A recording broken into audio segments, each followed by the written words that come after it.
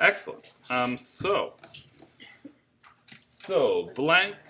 Pardon? What size? It really doesn't matter. Doesn't matter at all. I'm gonna go click print and just letter create because size doesn't matter. We're just playing around with the tools a minute. So. If you create a shape, we've all done this. We should know by now that there's a fill and a stroke. And let's go ahead and change our fill to red and our stroke to blue, or let's do something a little less vibrating. Boom, and then I'm just going to make the stroke real big so we can see it better. So that's a basic shape, stroke and fill. We see down here that we can have a fill, a no fill if we click, let's make sure my object is selected first. And then if we have the fill selected, for example, here, we can fill or no fill. And then we should all be pretty well acquainted with that. There's also this third option, gradient, which brings up this gradient window over here in this bar, of this window bar. So if you click this gradient thing, I'm just going to go back a couple steps, there we go, and just click it without having clicked this middle gradient button here. I'm going to click this gradient window here. And so if I click this gradient, it's the same as clicking here. It gives me a black and white gradient left to right. You can see you can change the type to radial or linear. Radial spins out from the center. And if you drag these color bars over, you can change how much of the gradient is where. And then this little bar in the middle also goes between them. So those are ways to play with your gradient. If you want to change the color of the gradient, you can double click and you get this swatch window. We're going to talk a little bit more about the swatch window in a minute. But at the moment, just to give, right now you'll see if I click my color palette, I only have black and white. Just to give me a full range of hues, I'm just going to grab a random color, then go back, and then you can see that I have this little bar down here that I can really choose what color I want. But it's probably better, again, we're going to talk about the swatch window in a moment, but it's probably better to have chosen a color swatch already that you're going to intend to put in your gradient. Yeah? So when I click on those colors, the boxes, it doesn't bring up, like when I click on that, it doesn't bring up anything below it. All right. I don't know why that would be, but we are... Oh, it goes above it. It goes into... Okay. All right. You figured it out? Yep. Cool. Can you show me that again? Because my mouse is acting a little funny. Yeah. Where do you need me to start? Like just from beginning, because my mouse is acting a rectangle tool. Oh, sure. So grab a rectangle here. Click that. Yep. Drag a rectangle down. And then for one of the two things, select a gradient. Then it should bring out this gradient window, which is the same as clicking here. And then if you want to change the color, you double click on one of these color things. You can also click in between and add as many middle colors as you'd like. So I'm making really hideous things right now, but you can see what I'm doing just by clicking in this middle bar, adding colors. So that's the basic gradient fills in Illustrator. So I'm just going to delete everything real quick and make going back to a solid fill, I'm going to make no stroke. And I'm just going to make a big blank thing. I'm then going to click this gradient tool here. And the gradient tool, that didn't do what I was expecting to do.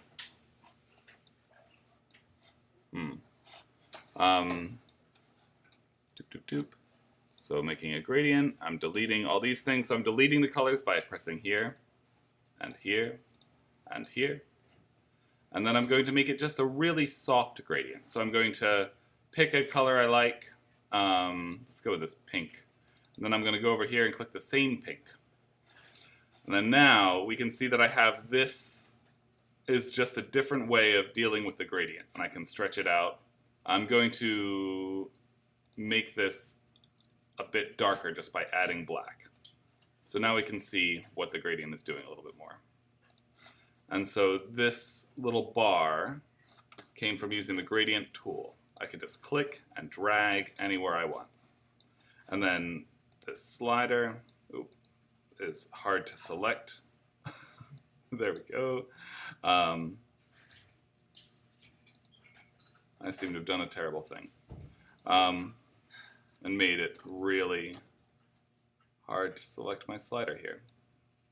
Not entirely sure what I'm doing wrong, but with more play, I'm sure I'd figure it out. I'm not going to do that, waste time live in front of the class. Where's the gradient tool that you picked? It's right here on the left. Okay. It's also shortcut G. I don't know why I'm having a hard time selecting this thing that I drug all the way to one side. But it's a little maddening. Anyway, linear, there we go. Now we have a new tool.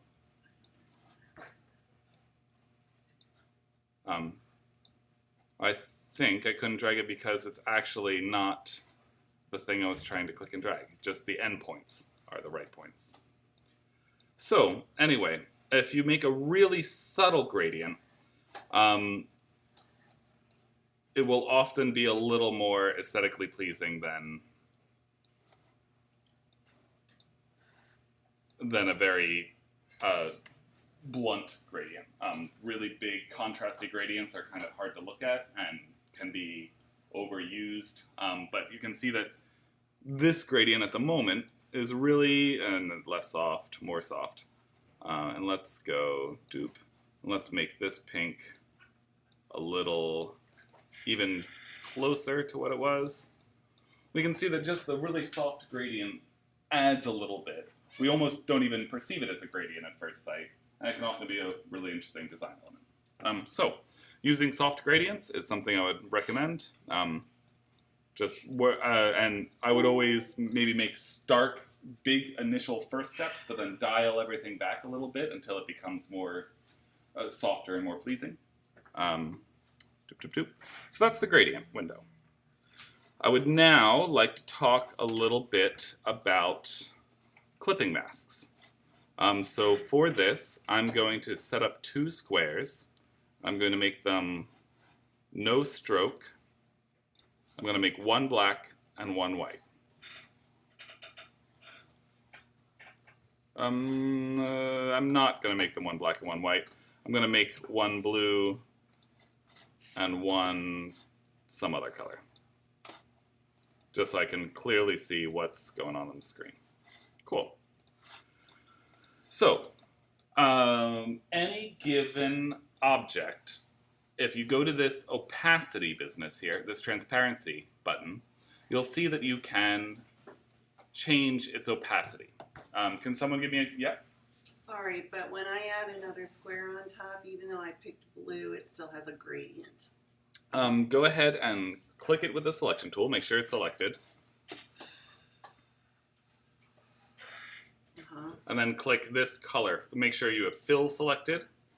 And then make sure you click the color fill rather than, I'm just going to come over there and look at it.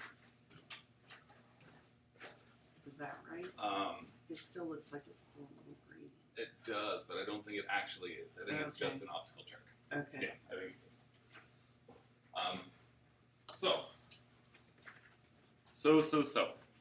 So for example, if I click this green square that's now on top, good morning.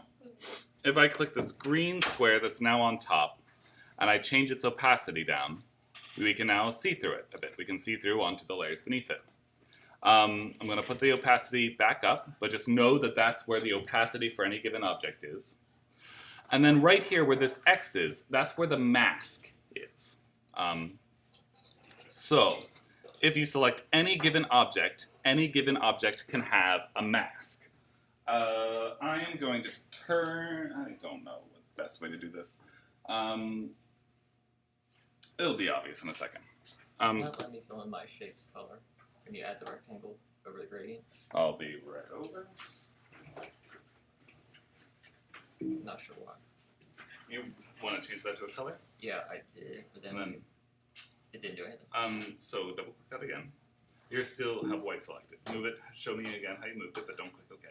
Cool. So right now your selector is right here. You still have white selected. Oh, that's right. There you go. Sorry. All right. So everybody select an object and double click where this no mask icon is. Boom. You'll see it immediately disappears.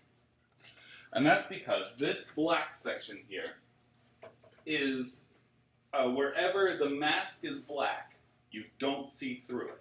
Wherever the mask is white, you do see through it. You will also notice, I'm going to shut this door. You will also notice that you can no longer select anything on your original document. And in the past, we've seen that the layer structure of whatever group or object is up there, and if you go backwards, you can go to the original layers and select anything. And it's frustrating to me as a user that you don't have that sort of visual indicator that that's what's happening now. If you are ever in a situation where there's nothing in the top left, and you can't select anything in your document, it's probably because you're editing your mask layer here. You'll see that if you click one or the other, you'll have a blue box around that window, and this mask is what we're editing right now. So right now we aren't editing anything on the page, we're editing the mask. So now, if I go ahead, I'm going to change my fill to white, and I'm just going to drag a box, and we'll see that on my mask now, I have a white square. I've drawn a white rectangle shape on my clipping mask, which has re-revealed my thing here. Beg your pardon, my square. So if I drag my mask around, we can see that I can see different parts of the square and effectively mask off parts of the shape or parts of anything or parts of a group. If you have a very complex illustration that you want to show just parts of in say, a font or something, you could make that entire drawing a group and then add a mask to it, add a font mask to it. So. We'll see that clip is selected. Clip means that it's going to only show areas inside the mask you've created. So that's called a clipping mask, where it clips out any area outside. So if we were to, let's go ahead and make a, how do I even demonstrate this? All right, cool. So I'm going to make this a gradient. That's how I'll demonstrate it. I'll make this a gradient. I'll make it a white to black gradient. And I'll use my gradient tool to make it sideways. No, that's fine. It's fine the way it is. Cool. So now I have a white to black gradient going from top to bottom here. And if I click my transparency button, we can see that, just sort of. It's kind of small to see. But it goes from white to black. And I have clip selected, so it's only showing me what's inside my clipping mask shape going from white to black. But if I uncheck clip, that gradient shape is still there, but it's also showing me the areas outside of the clipping mask. Make sense, everyone? Great. And then if you invert the mask, that swaps the black to white. It just inverts the colors. So clipping masks are really powerful. They're really easy to kind of like get lost in or lost track of, lose track of things going on in your clipping mask. But I totally recommend playing with them. And it came up the other day with Raphael's work, so I'm just going to do the same demonstration we did with the Kill Bill thing real quick. Oh yeah, with the line. Yeah, so one practical example of how to use them. So now I can't select anything, and that's because I forgot that clipping mask is selected over here. One last important thing. Right now, this little link means that this shape is linked to this shape. These clipping masks are tied to each other. Wherever I move this shape, it will always stay the same. If I uncheck that, then I can move this outside of the clipping mask. But the clipping mask is still there. So that's another tricky thing. So boop. Cool, now I'm just going to delete a whole bunch of stuff. We'll leave it there. If you'd like to follow me here, you can, or you can just watch. I'm going to write Kill Bill real big. Kill Bill. And I'm going to make it real big, and I'm going to make it white. All right. So what Raphael wanted to do was put jagged lines. He had a jagged line shape here, and I'm going to do it just with a rectangle tool. So I'm gonna make it a black rectangle. And I'm just gonna dupe. So he wanted those two lines to disappear from Kill Bill. He wanted it to break Kill Bill apart. So what I'm going to do that is, ooh, danger. I'm going to select my two rectangles, and I'm going to edit, cut, or Command X. So that removes them from the page. I'm then going to select Kill Bill, and I'm going to give it a mask. So I'm going to double click on it to give it a mask. I'm then going to edit, paste in place. So that puts the two black lines back right where I cut them from. They're black on black right now, so I need to invert it. And we'll see that right now they're clipped. The mask is only showing the area where those shapes are, so I need to unclip my mask. And I inverted it when I shouldn't have. So now if I uninvert it, we'll see that black is covering up those holes, and we now have lines through our text. Make sense to everyone? Great. So you can do that with shapes, complicated shapes, simple shapes, whatever you want. That's how clipping masks work. If any of that didn't make sense, feel free to just grab me and bring me over at any given time. We can work through whatever problem you're working on specific to your design. So the last thing I wanted to demonstrate today in Illustrator are the swatches. So if you have a color, let's say we want to start with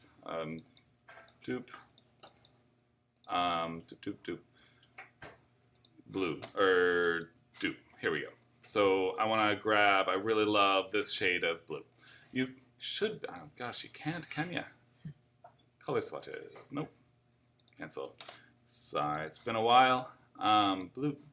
Can I grab that? Can I grab that? I can't. Cool, so I'm just gonna hit OK, and I should be able to grab that and add it. Yes, cool. So once you have it here, any color you have here, you can add as a swatch. And this is, I'm clicking in this window here, which is also Windows Swatches. Cool. So in my swatch window, I can create a new group.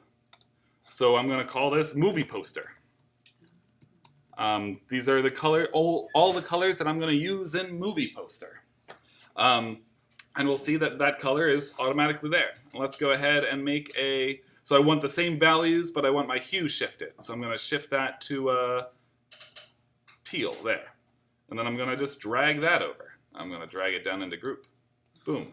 And then let's go for one more with the same tonal values, but maybe, let's see, what looks good with that? Maybe an orange?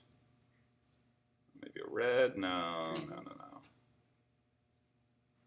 Yeah, I actually do kind of like the orange. Okay, cool. So then, boop. Now I have these three colors in my palette. And then say, for example, if I wanted to make this is not going to be pretty. But, oh, and again, oh no, I can't click anything in my scene. What have I done? It's because I have my masks selected. Happens to me all the time. And it's so frustrating when you don't remember that that's what it is. So, anyway, I want to make my text have a gradient fill. And now, when I click here, I can go down to the swatches button and see those three colors that I've already assigned and make this a gradient between these two. And why didn't that work? Well, we only have showed one line. Pardon? Why showed one line, not two? Well, no, I moved the line down. I don't understand why that's not changing my font fill color. Something strange is happening. Grab my gradient tool, make sure that's where I think it is. Weird, something strange is happening. I am suspecting maybe it's something to do with it being a font, so I'm going to go to Object, Expand, is what I would have thought.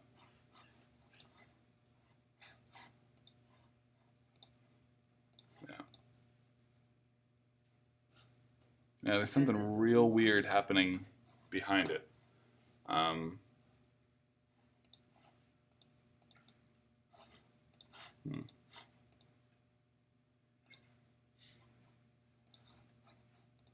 Yes, so it created a group with the mask.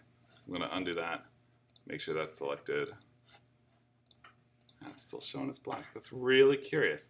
Well, I don't want to fight too much with this in front of everyone, but if anyone else is having the same issue, we can work through it together. My bet is that it's because I didn't expand the font first into a proper shape before I started messing with gradients, but that really shouldn't have been an issue. Fonts can handle gradients just fine. So, not entirely sure at the moment what the issue is, but those are the 3 things I wanted to show today. Yeah, and if you missed anything, we did gradient tool, clipping masks, and swatches. I now want to go over to Photoshop. So I'm just gonna open Photoshop.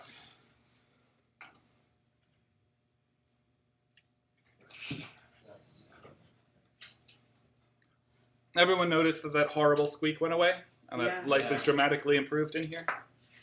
Wonderful. Small blessings.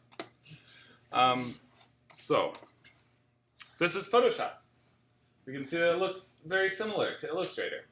Let's go to File, New Document. We can see that this looks a little different than Illustrator. Here we're working pixels because, someone just real quick give me a definition of raster and vector? Yo, raster is pixels and vector is calculations. Yeah, and which one's Photoshop? The raster. Excellent. Yeah, so now we're working in pixels. We're no longer, when we just opened our Illustrator document, the size of the document really didn't matter because we're still working, like the artboard doesn't even matter. You can just export anything anyway because it's all just calculations in space. And a digital infinity. But here, pixels really matter. So let's go, who knows what the pixel dimensions of these monitors are? I don't myself. Who knows what the pixel dimensions of a normal HD video screen are? 1080p. 1080p. Who knows what 1080p means? 100. 1080 pixels. Is that left to right or is that top to bottom? That's black, right? Nope, top to bottom. And do you know how many that is wide? So 1080p video is 1920 by 1080. So that's, if you're working for a screen, especially for a TV screen, that's a really good number to remember. 1920 by 1080. We can figure out what our current display is rendering at by going to the system preferences. It's opening. Doop, doop, doop. Doop, doop, doop. I'm going to go to, you guys don't need to follow me here. I'm just demonstrating. Displays. Oh my god, you're seriously. Macs often hide information like this because it thinks you're not smart enough. It used to be right here. So now I don't actually know how to look for the display. But yeah, it used to show you right here. Scale, but you can see you can scale it to anything. It's probably 1920 by 1080. But not sure. Yeah, it's probably 1920 by 1080 because that projector is probably 1920 by 1080.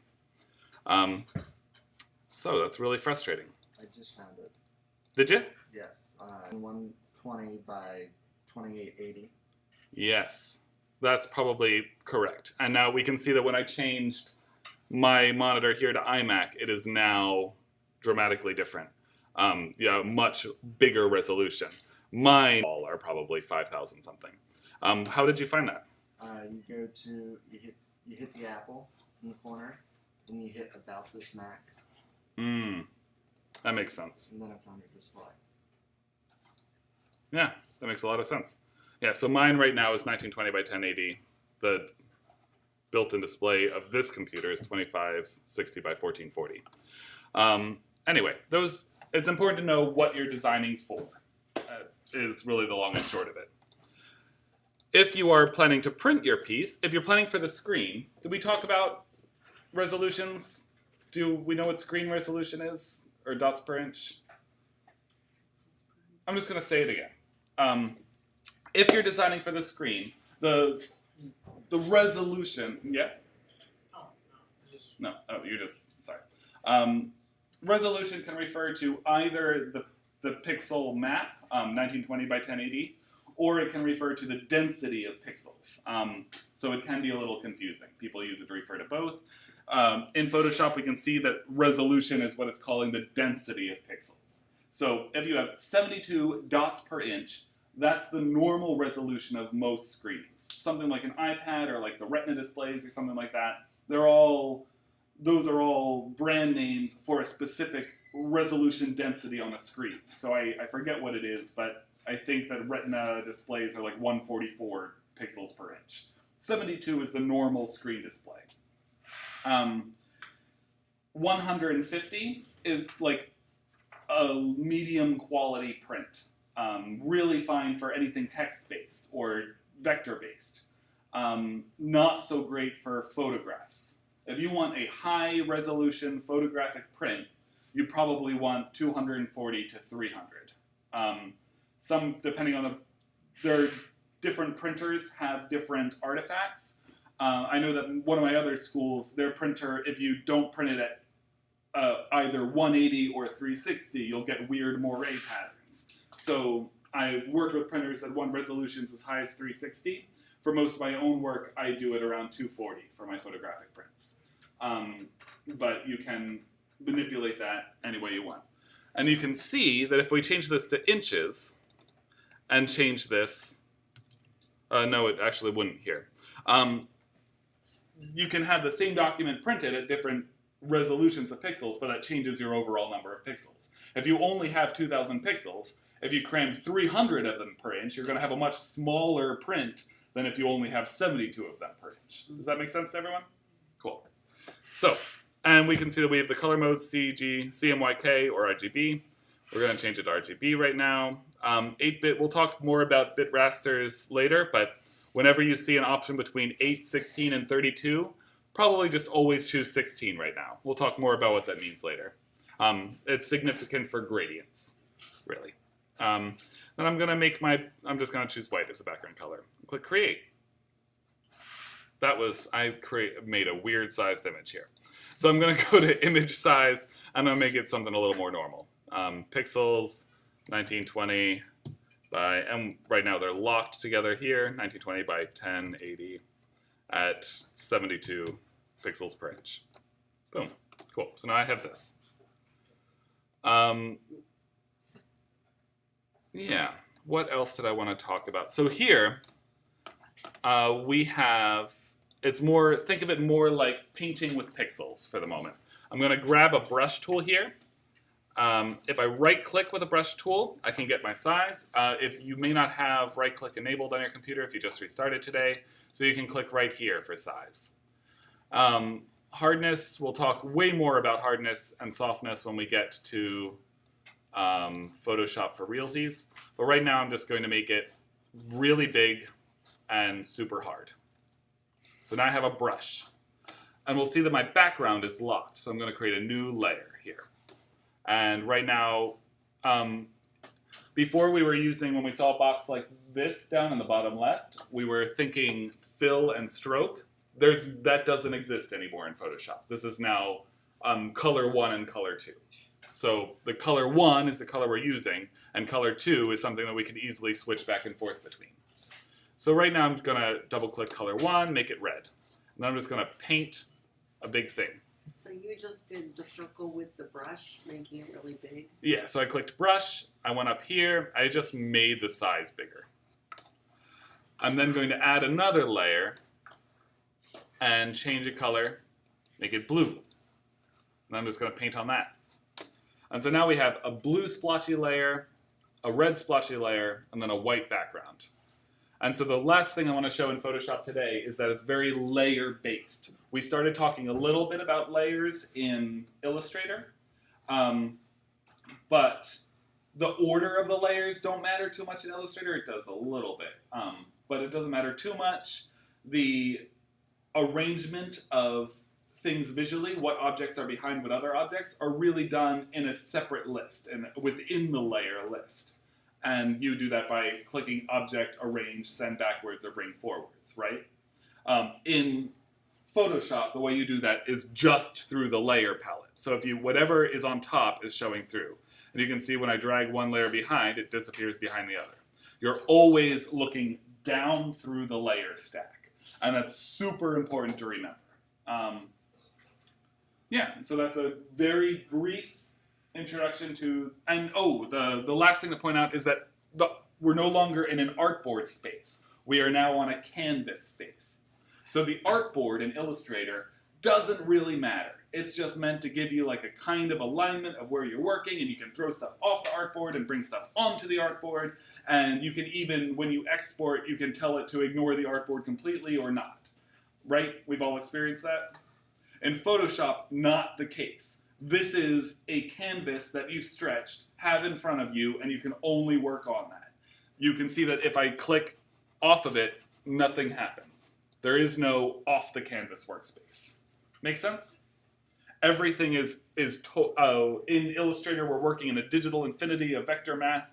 In Photoshop, we're really painting the very few specific pixels that we have put on the screen. Make sense?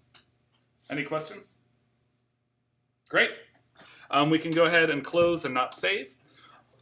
We're gonna start really working with images and stuff on Monday.